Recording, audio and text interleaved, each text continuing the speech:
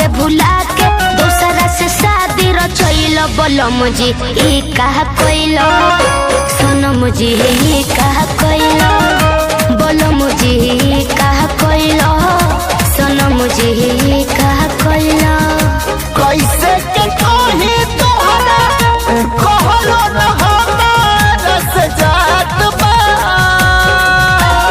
उठ के लाली हमारा चोरैलो राधा से मीरा बनैलो बोलम जी ई का कोइलो सोनम जी ई का कोइलो राजा जी ई का कोइलो बोलम जी ई का कोइलो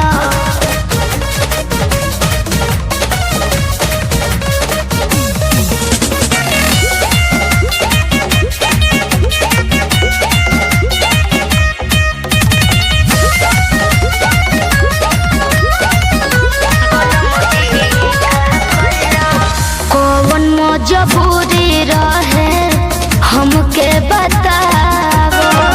गोर नहीं खे रोटी की काला नहीं खेतावा कौन मजबूरी रहे हमके बतावो गोर नहीं खे रोटी की काला नहीं खेतावा याद हमार छूटल भैया कहेले अलगा जात बा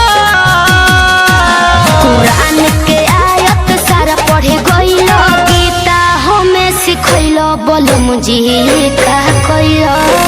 सजन जी का कइलो पिया होई का कइलो बोलम जी का कइलो सोनम जी का कइलो सपना देखा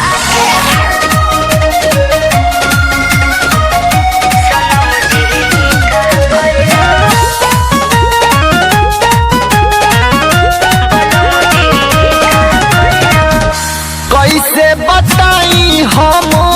कैसे समझाई छोड़ गइले घर पापा जहर खैले माई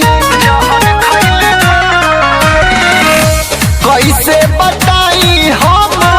कैसे समझाई छोड़ गइले घर पापा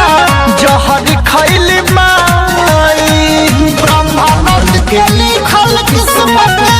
देखो चलत कबले सास बा जाए अतुल तू कजरा बहैलो गंगा के यमुना बनैलो बोलम जी का कोइलो